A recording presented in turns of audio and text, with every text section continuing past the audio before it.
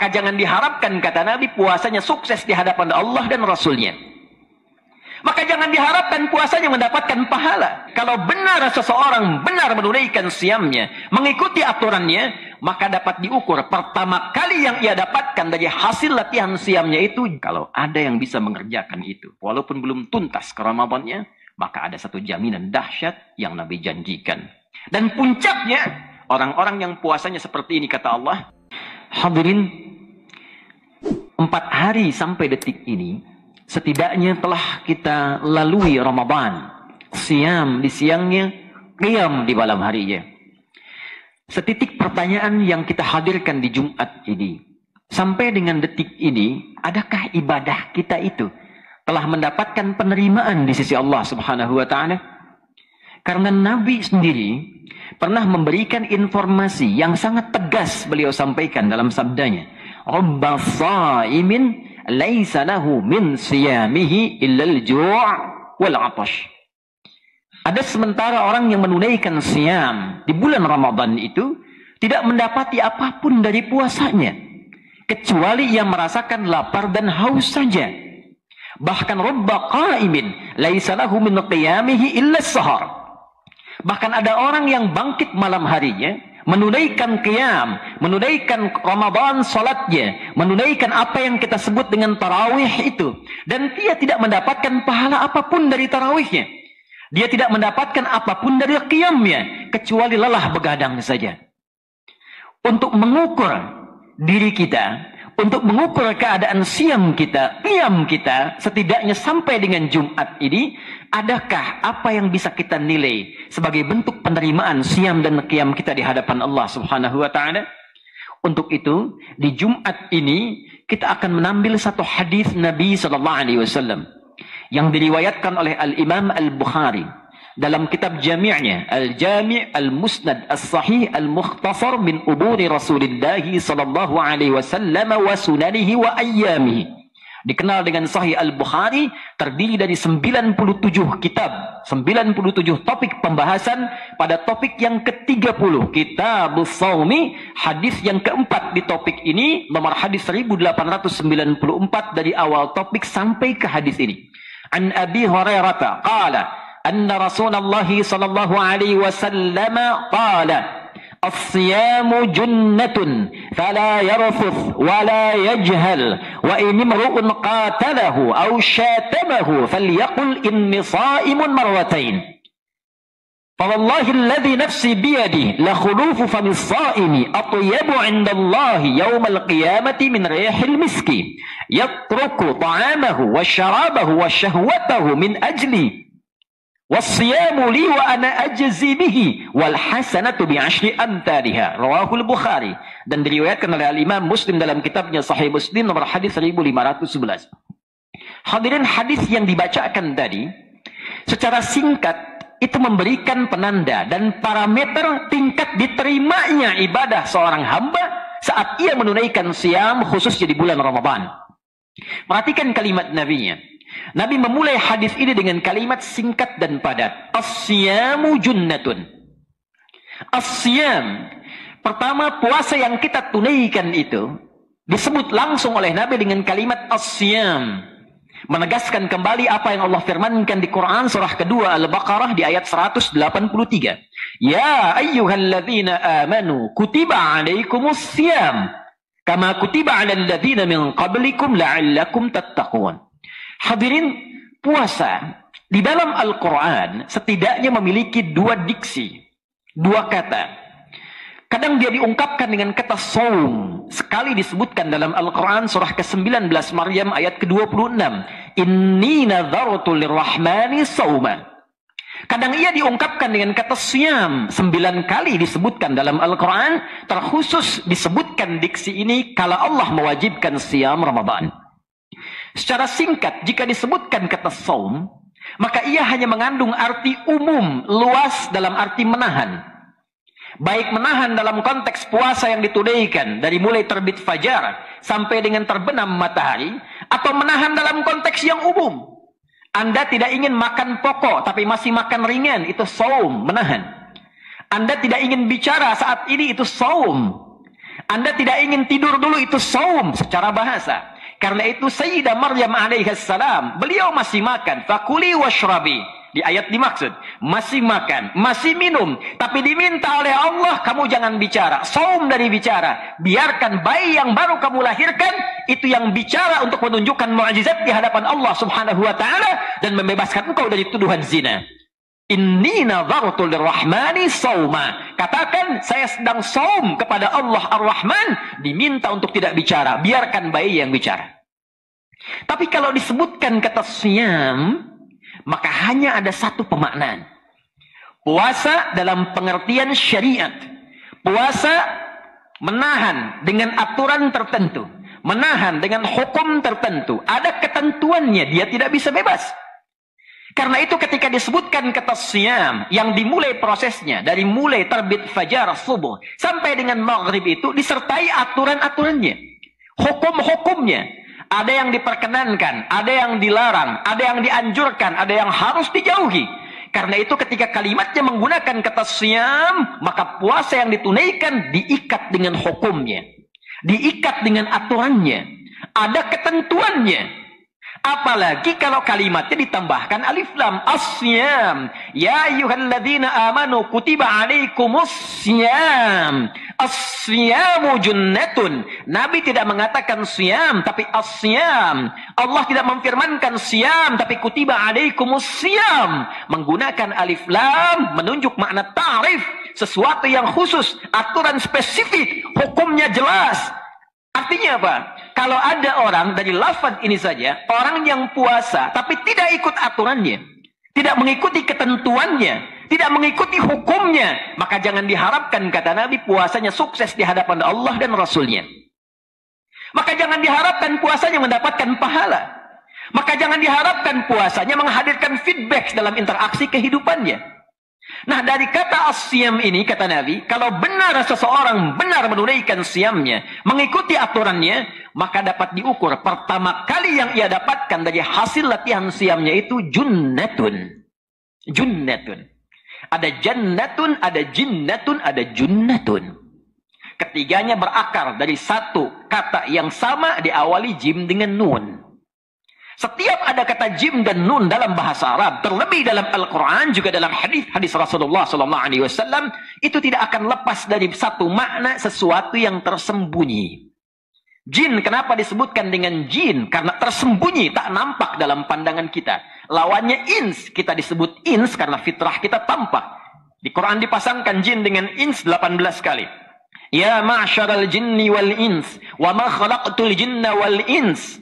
Jin disebut jin karena tak nampak. Ketika jin dijamakkan jinnatun, ins dijamakkan annas minal jinnati wan nas. Jannah, surga. Kenapa disebut dengan jannah? Karena saat ini belum tampak dalam pandangan kita. Nanti saat kembali kepada Allah, mendapatkan rahmat Allah, baru diperlihatkan kepada kita dan diberikan kesempatan untuk berinteraksi dan hidup di dalamnya. Jinnatun, jannatun. Junnatun berarti perisai. Tapi bukan perisai biasa. Karena ada perisai yang tampak. Seperti dalam dunia militer. Dulu masa klasik. Ada orang memegang tameng disebut dengan rida atau rid'un. Tampak. Tapi kalau perisainya tidak tampak. Tak kelihatan. Tak kasat mata. Dia sifatnya imajiner. Maka disebut dengan junnatun. Dan bukan sembarang perisai. Perisai ini lahir, dihasilkan dari karakteristik yang terbangun saat kita ditempa menunaikan ibadah puasa itu. Bukankah saat siam kita dilatih meningkatkan ibadah? Salatnya meningkat, jangankan fardunya, malamnya, siangnya, sunnahnya Anda kejar. Bukankah salat tarawih itu sunnah? Bukankah rawatib itu sunnah? Ramadan jangankan fardu, Anda tertinggal sunnah, Anda bisa gelisah. Interaksi dengan Al-Quran meningkat, infak meningkat. Saat yang bersamaan kita pun mencoba menjauhi hal yang dilarang. Orang khawatir berdusta. Orang tidak mau berselisih. Ditinggalkan ia. Minimal awalnya takut buka puasa. Walaupun pada akhirnya terbentuk karakter kemudian. Karakter inilah yang saat kemudian mengkristal. Karena dihasilkan dari meningkatkan ibadah. Hadirin, meningkatkan ibadah itu. Salat contohnya. Ataupun yang lainnya. Muaranya pasti akan mengkristal pada perbuatan baik. Mencegah segala perbuatan keji dan mungkar. Yang buruk-buruk. Contoh solat misalnya. Quran surah ke-29 ayat ke-45. Ketika ditanya apa fungsi solat, kata Allah, "Utlu ma uhiya ilaika minal kitab wa aqimis shalah. Innas salata tanha 'anil fahsya wal munkar." Baca, pahami sebelum engkau menunaikan solat. Jangan sampai saat solat engkau nggak ngerti apa yang dibaca dalam solatmu. Bagaimana engkau bisa khusyuk sementara engkau tak paham apa yang dibaca, tak ngerti apa yang diungkapkan. Setelah paham, tunaikan solat, kata Allah. Solat yang dipahami itu, gerakan dan bacaannya, itu yang membuat kita merubah menjadi baik. Terbebas dari dua sumber keburukan, fahsya dan mungkar. Setiap Ramadan kita dilatih meningkatkan solat. Terbentuklah sebuah tameng. Terbentuklah perisai yang mencegah kita dari perbuatan keji dan mungkar. Latihan meningkatkan ibadah, latihan menjauhi maksiat. Terbentuklah karakteristik. Tak nampak memang kelihatannya, tapi akan menyatu dengan jiwa kita dan membentengi kita dari perbuatan maksiat. Jadi ternyata junnah itu adalah sebuah perisai imajiner yang tak tampak, yang bisa membentengi, menjaga kita menjadi perisai dari perbuatan maksiat. Intinya, kalau ada orang puasa, sehari dia tunaikan, benar menunaikannya, maka akan tercipta perubahan karakter dalam dirinya. Yang paling nampak, dia sudah enggan berbuat maksiat. Akan nampak di matanya ketika melihat gambar yang tidak layak dia palingkan. Itu sudah punya junnah namanya. Ketika dia melihat tayangan yang tak pantas dia palingkan. Mau ghibah dia tinggalkan. Karena diikat dengan bentengnya, perisainya imannya. Ya ayyuhalladzina amanu dibuka dengan kalimat iman. Larangan ghibah pakai iman. La ayyuhalladzina amanu jtanibu katsiran minadh-dhann. Inna ba'dadh-dhanni itsm. Selanjutnya la yaghtab ba'dukum ba'dha. Dibuka dengan iman. Larangan mencela pakai iman. Ya ayyuhalladzina amanu la yaskhar qaumin qaum. Jadi kalau puasanya benar kata Nabi, karena dia latihan salatnya benar, baca Qur'annya benar, tilawahnya benar, infaknya benar, maka akan membentuk benteng dalam dirinya yang mencegah dia dari perbuatan maksiat. Itulah junnah. Pertanyaan khatib pada diri sendiri dan kita semua, sampai hari keempat ini sudah muncul belum junnahnya? Atau sampai detik ini masih gemar membicarakan orang lain?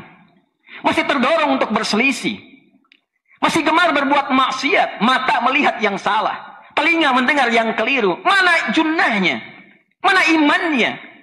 Karena iman itu kalau sudah jadi iman yang real, iman yang sejati, sampainya ke hati.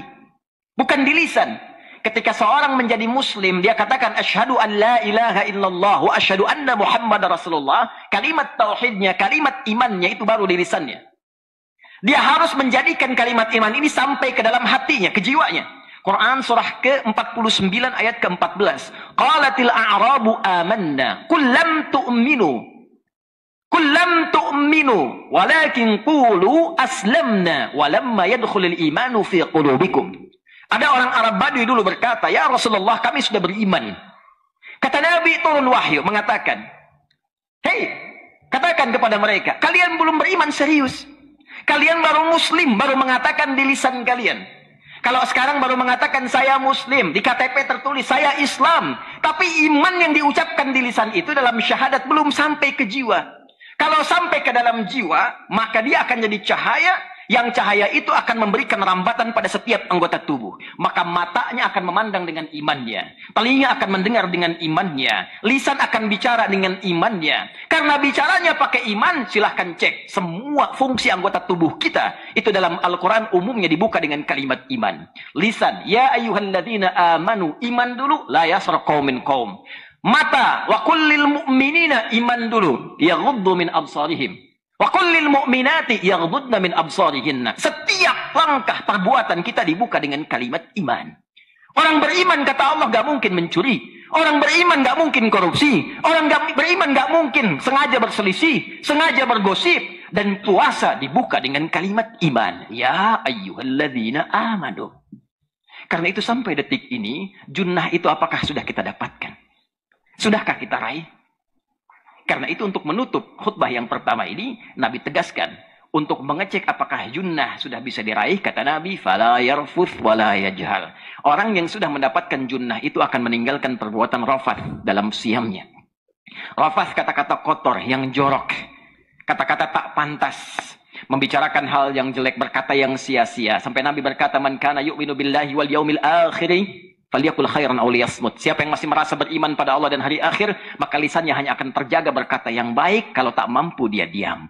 Maka ciri pertama, kata Nabi, orang yang sudah mendapatkan junnah akan terlihat di lisannya. Kedua, wala yajhal.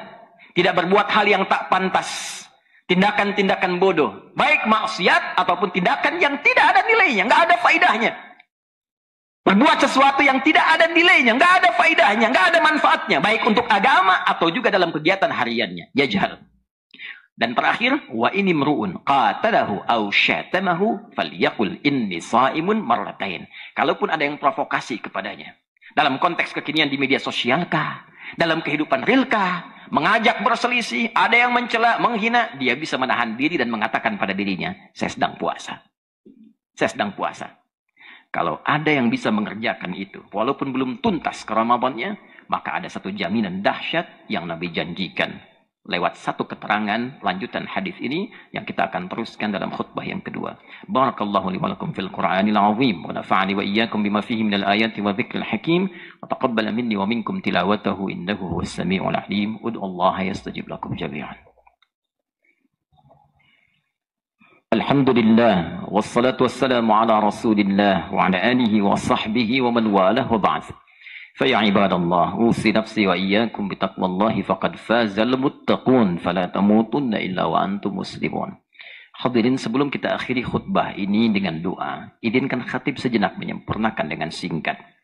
Orang-orang yang mampu mendapatkan junnah, menghindari maksiat, meningkat ibadahnya, dua ciri itu. Saat ia menjalani siam, khususnya kita di hari keempat di bulan Ramadan ini, maka Nabi akan janjikan.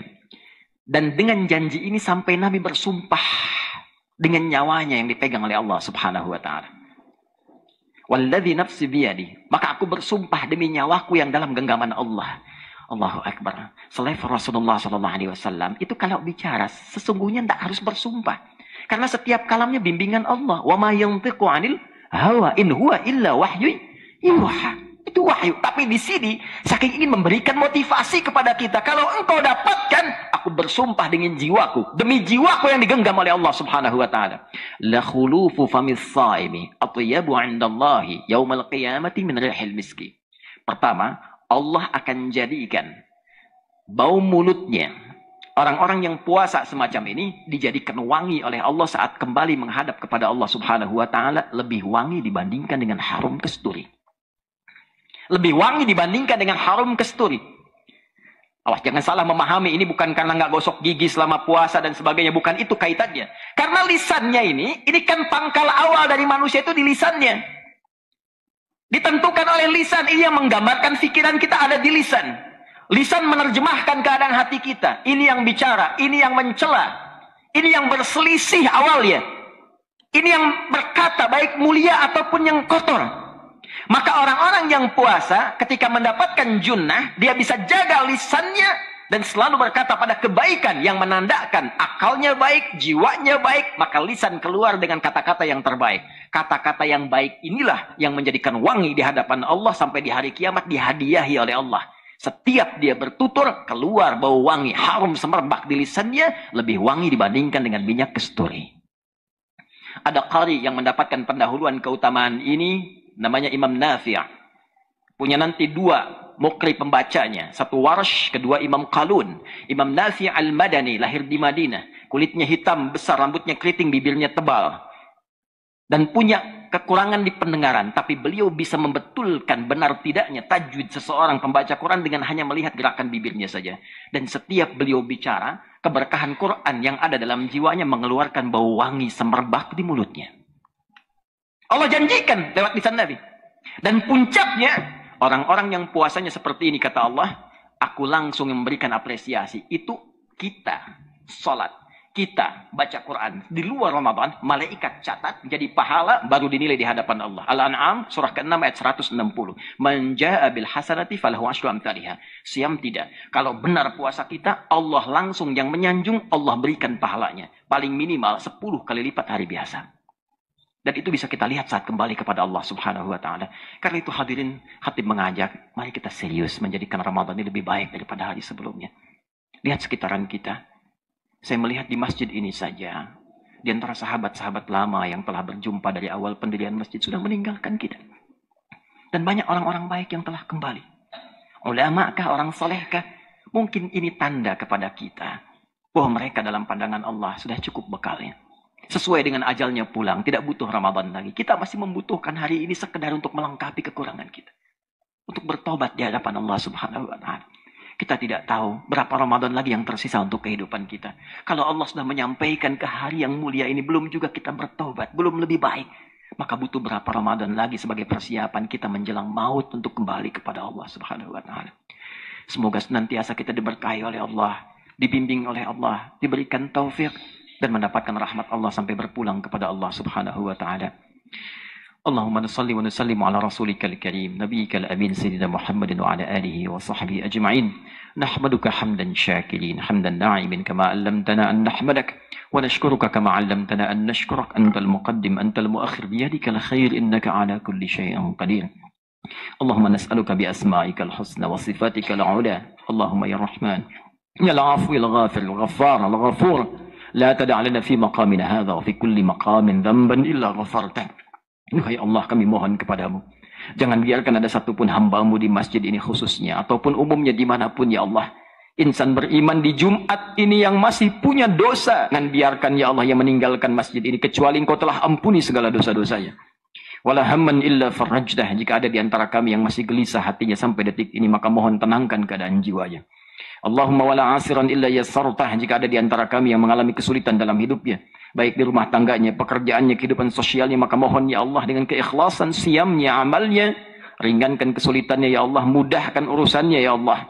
Allahumma ya Allah wala dainan illa qadaitah, jika ada di antara kami diuji dengan penyakit seberat apapun, mohon sembuhkan ya Allah dan angkat segala penyakitnya.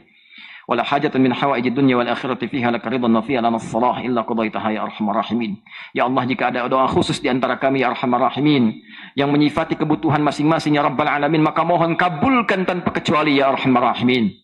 Allahumma ya Allah, Allahumma tubna ilaika taubatan nasuha, ihdi kullal 'asi liyatuba ilaika ya arhamar rahimin. Ya Allah, jika ada pelaku maksiat hadir di Jumat ini ya Allah, berada di tengah-tengah kami atau kami sendiri ya arhamar rahimin, kami mohon ya Allah, bimbing jiwa kami untuk bertobat dari maksiat dan terima taubat kami ya arhamar rahimin sebelum ajal menjemput ya Allah ya rabbal alamin. Allahumma ja'al baqiyata hayatina hayatan thayyibah. Ya Allah, mohon jadikan sisa hidup kami sebelum kami kembali kepadamu lebih baik dibandingkan hari-hari sebelumnya ya arhamar rahimin. Waj'al akhir hayatina husnal khatimah. Dan mohon jadikan ya Allah akhir hidup kami husnul khatimah. Allahumma khafif lisanana naqula kalimat at-tauhid la ilaha illallah Muhammadur Rasulullah. Ya Allah, mohon jadikan, ringankan lisan kami di akhir hidup kami untuk mengucapkan kalimat tauhid la ilaha illallah Muhammadur Rasulullah dalam sakaratul maut kami ya Allah. Fa'ajib qawlana biqawlika ya ayyatuhan nafsul mutmainnah irji'i ila rabbiki radiyatan mardiyah fadkhuli fi ibadi wadkhuli jannati. Dan mohon jawab ya Allah, mohon jawab perkataan kami ya Allah dengan panggilanmu, hei jiwa-jiwa yang tenang, cepat pulang kepadaku, aku rida dengan amalmu, engkau pun akan rida dengan pemberianku, cepat kembali kepadaku jadi hamba aku siapkan surga untuk menjemputmu. Allahumma ja'alna min ummati nabiyina Muhammad sallallahu alaihi wasallam. Allahumma arzuq fi qalbina hubbaka wa hubba nabiyyika sayyidina Muhammad sallallahu alaihi wasallam. Ya Allah, mohon tanamkan dalam jiwa kami kecintaan kepadamu ya Allah dan kecintaan kepada Rasulullah sallallahu alaihi wasallam. Ishtaqna bi Rasulillah, kami rindu kepada Rasulullah sallallahu alaihi wasallam. Allahumma ja'alna min ummatihi sallallahu alaihi wasallam. Ya Allah, catatkan kami termasuk dalam umatnya Rasulullah sallallahu alaihi wasallam. Allahumma rabbana atina fid dunya hasanah wa fil akhirati hasanah wa qina adzaban nar. Ihfaz biladana ya Allah Indonesia. Wahid sufufana jannubna min at-tafriqah. Ya Allah, mohon jaga negeri kami Indonesia. Satukan kami, jauhkan dari perpecahan ya arhamar rahimin. Waj'al ya Allah umara'ana udala, jadikan para pemimpin kami engkau berikan petunjuk untuk bersikap adil. Waj'al ulama'ana wahfadhum ya Allah mukhlishina lakad-din. Dan jaga ulama kami ya Allah, berikan mereka keikhlasan dalam berdakwah di jalanmu ya arhamar rahimin. Bifadlika subhana rabbika rabbil izzati amma yasifun wa salamun alal mursalin wa akhiru da'wana alhamdulillahi rabbil alamin.